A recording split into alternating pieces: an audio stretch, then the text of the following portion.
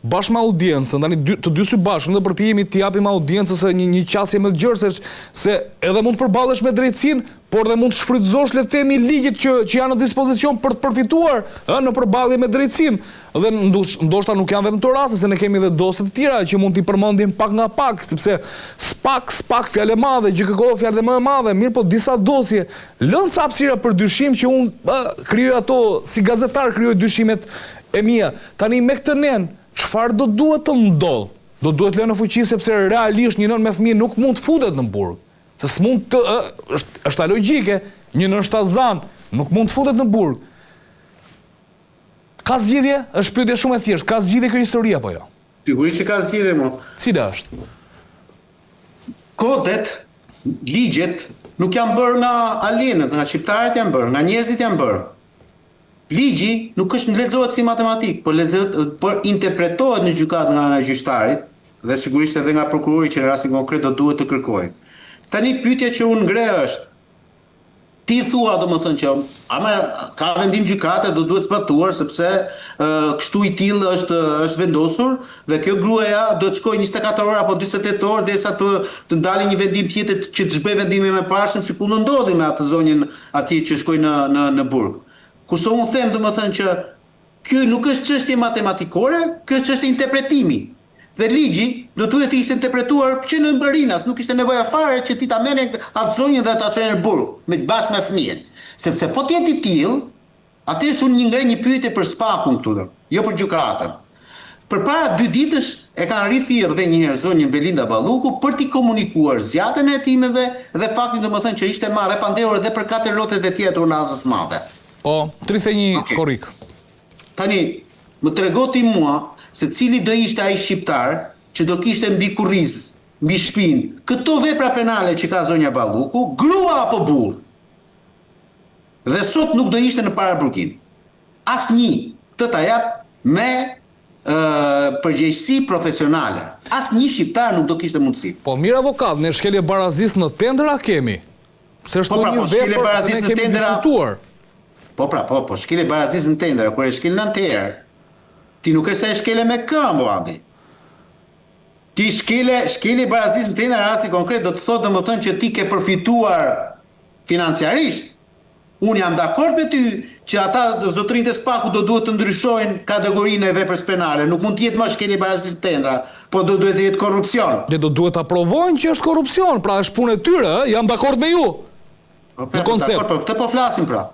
Por nëse ti rri pa fund, duke kërkuar, Belinda dhe shumë shoqet të Belindës mund të ngeli 3 herë shtatzan në Andi.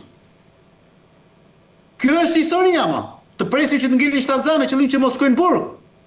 Qose kemi këtë lloj qasje, po çfarë na duhet spaku atëre?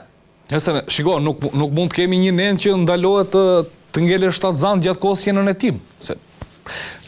Ka disa përplasje logjike me shpërtoj. Që edhe një tjetër, nuk thash këtë. Unë thash faktin që zonja Belinda Balluku bën një vit e kusur që është në hetim. Zonja, këto të gjëra, të cilat ne po flasim sot, kemi një vit që i themin. Dhe kur i themi ne do të thotë që spaku i ka. Tani pyetja ime është, pse nuk është ndryshuar kategorizimi, kualifikimi i veprës penale për zonjën Balluku, dhe në momentin kur do ishte ndryshuar ky kualifikim, atëherë është teorikisht dhe praktikisht do duhet që të ishte marrë një masë shtrënguese ndaj zonjës Balluku. Kjo është pyetja që unë. Pra unë nuk jam kategorik që të them që kjo zonjë do të shkoj me patjetër në burg mua. Unë jam me idenë edhe një herë. Unë jam i ligjit. Unë jam me idenë që ti nuk mund ta mbash një person në shantazh e sipër. Sikundë Belinda Balluku thuhet që mban në shantazh Edi Ramën, spaku nuk mund të marrë shantazh Belinda Ballukun. Pra, ose ka bërë korrupsion dhe aku janë letrat dhe të shkojnë direkte përpara gjykatës dhe shqiptarët marrin veç çfarë historia, ose duhet të pushtohen hetimet dhe të mbyllet kjo histori një herë mirë dhe Belinda Balluku vazhdoi jetën e saj o zotëri nderuar. Dhe unë për këtë nuk e kam vetëm për zonjën Balluku, por për cilin do funksionar këtij vendi. Nuk mundet të rrim neve sot e 7 vjet duke kërkuar akoma gjilpërën në kasht. Ne po na vjen këtu treni përpara, teatri, inceneratorët, Drageta, Ekoparku dhe akoma Erion Velien e akuzojnë ose e kemi marrë në si të pandehur për të brendshmet e Ajona Xhoxhës. Pra nëse jemi në këto kushte, më vjen keq burr, po ishim më mirë ashtu si çishim. S'kishim nevojë për spakun. Dhe e qartë. E qartë. Mirë avokat, faleminderit, do të ndalemi në një tjetër moment. Do doja të diskutonim pak për aeroportin e Vlorës. Është një temë të cilën ne e kemi diskutuar këtu në Sken Krimi, për plasjet që kanë pasur kompanit, për plasja e kompanive me shtetin, çështje që ka shkuar në gjykat, mirë po çfarë ka ndodhur? Shteti shqiptar duket se po përgatit letrat për zgjidhjen e koncesionit.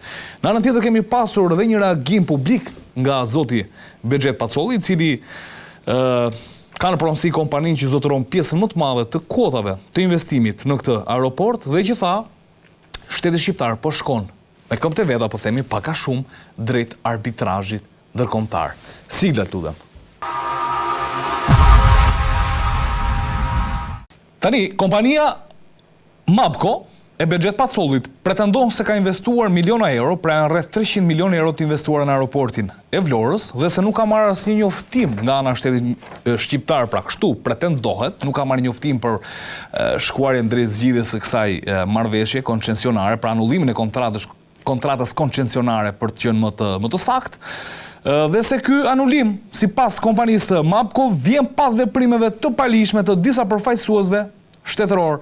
Tani vlen të kujtojmë se gjykata e lartë ka gjetur më herët në maj 2026 shkelje të qëllimshme në tendrin fillestar 2020 në drejtimin e ish-ministrit Balluku me paralelizëm të skemës me tendrin e tunelit të Llogaras. Pra kjo është ajo çfarë dyshohet. Tani avokat Leonard Karaj, ku jemi me këtë histori? Ne e patëm prekur, ju e patët sqaruar se si ishte e ndarë çështja e përqindjeve të investimit për plasjet, mirë po vim në një pikë që aeroporti nuk është hapur dhe po kërkohet anullimi i kontratës. Ku po shkojmë? Atëherë, mos i kthejmë dhe një atyre që kanë shpjeguar në lidhje me aeroportin e Vlorës.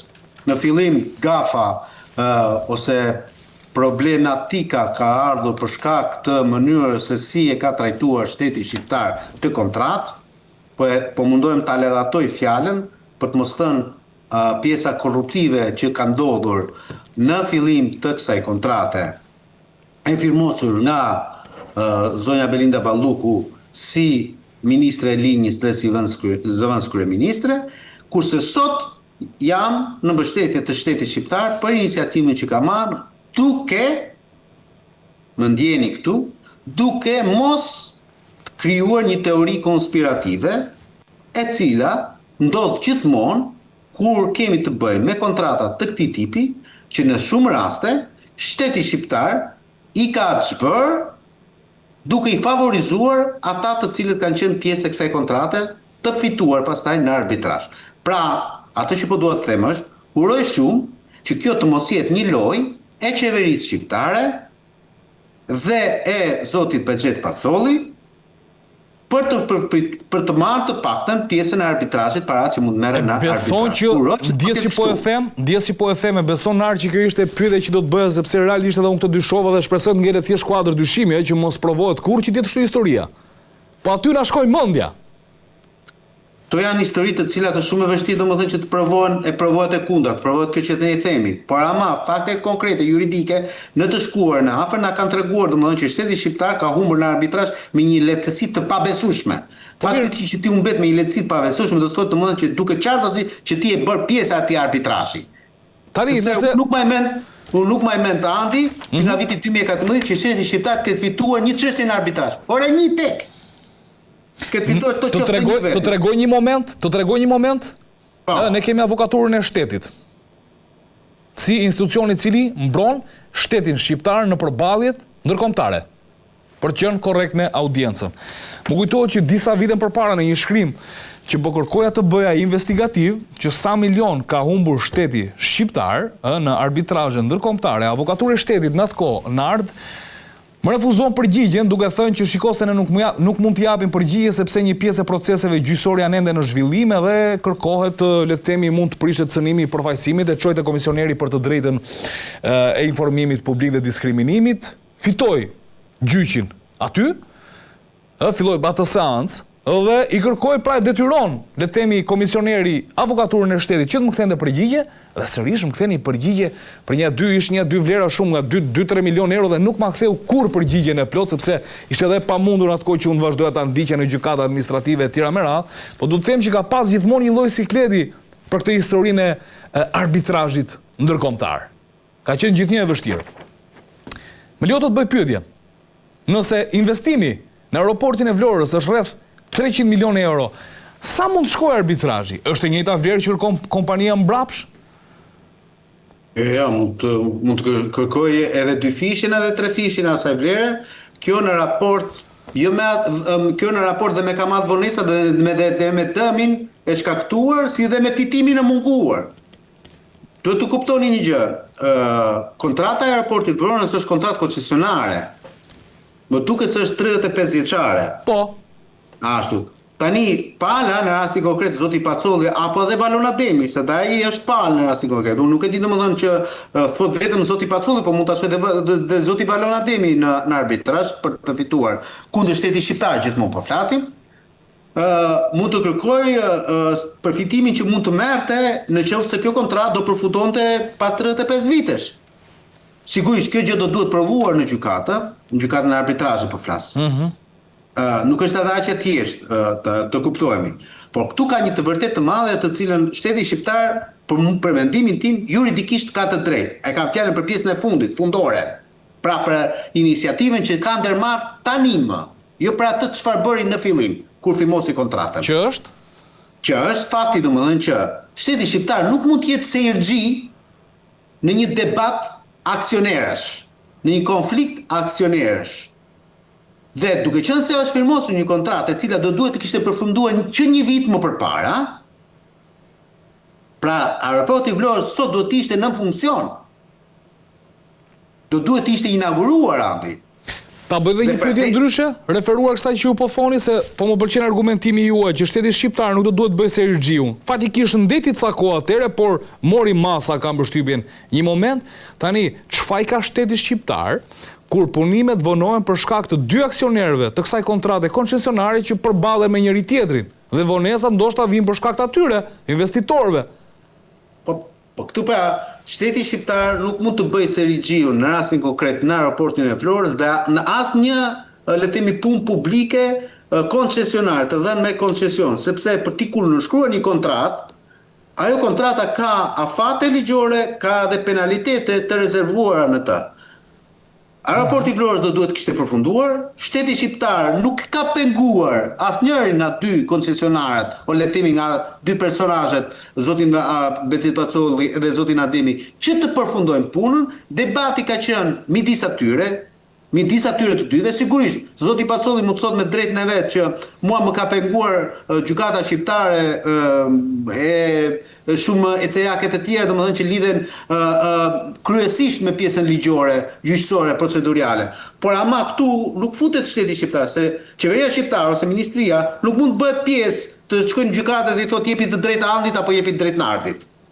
Dhe në momentin kur ti ke kaluar çdo afat ligjor, ke 2 gjëra, ose do shkohet drejt penalitetit, ose do shkohet drejt le të themi zgjidhjes së njëjashme të kontratës, koncesionit. Në rastin konkret, shteti shqiptar ka shkuar drejt kësaj zgjidhje të dytë, pra përprishjen e njëjashme të kontratës, koncesionit, do marrin veprën, pra ai sa është, do ta marrin, le të themi, në administrim.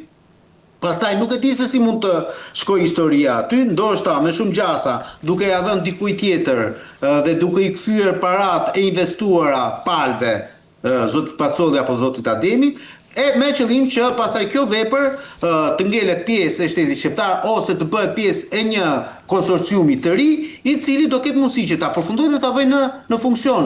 Interesi i Shqipërisë, i qeverisë shqiptare, i qytetarëve shqiptarë është përderisa u bë një vepër e tillë, do duhet të vihet në funksion. Sigurisht unë po flas Andi këtu, sikundër mos ketë as edhe një lloj teorie konspirative. Sepse neve nuk duhet të harrojmë një gjë të bukurore. Ne inauguruam dhe aeroportin e Kukësit përpara 3 vjetësh, po ta kujtosh ti, dilte në Athmallnia dhe thoshte tani çuna e Londrës do vir 2 orë nga Londra në Kukës. Po a e diti Andi që avioni fundit që është ullur apo është ngritur nga aeroporti i Kukësit është i datës 13 qershor 2023? Para Ka 3 vjet. 3 vjet që aty nuk ullet e nuk ngrihet asnjë lloj një lloj avioni, po thjesht bëjnë ca gara me makina dhe ca autoshkolla aty, edhe kaq, asnjë. Është kthyer në një lloj deregjeje aeroporti i Kukësit. Tani unë uroj që të mos bëhet në modhin e njëjta gjë edhe në Vlorë, se pastaj do jemi domethënë ku thret Qameti. E qartë, mirë.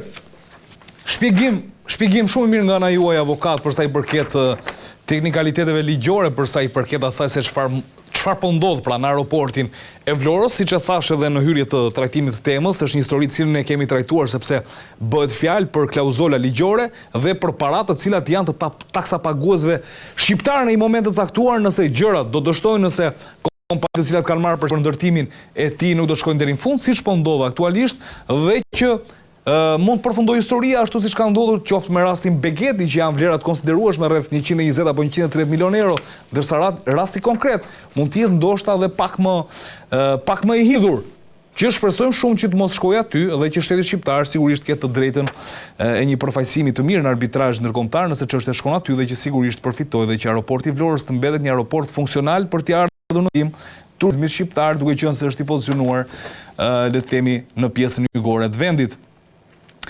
Një tjetër çështje që unë do doja ta trajtoja është shkrirja e bashkive, pra bashkimi që është propozuar nga Partia Socialiste i disa bashkive dhe që kjo ka ngritur, le të themi, një pjesë të mirë të qytetarëve të këtyre bashkive në protest.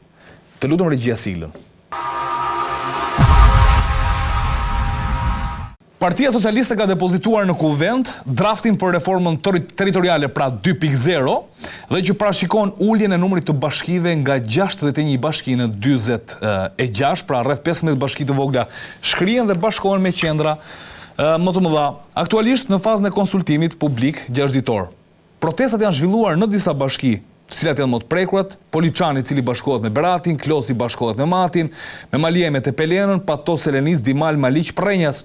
Ndërkohë episodi më i theksuar i kësaj historie është në Poliçan, ku kryetari i bashkisë ndjes ku vetë antarë dhe kryetari lokal i Partisë Socialiste dogjën publikisht tesrat e Partisë Socialiste. Fakti që unë po kërkoj ta trajtoj këtë çështje sonte këtu në Sken Krimi është për vetë faktin që nëse kjo histori mund na prodhojë më saktë skena krimi të administrimit territorial dhe mungesën e dhënies së shërbimeve tek qytetarët në rast se kjo miratohet apo jo.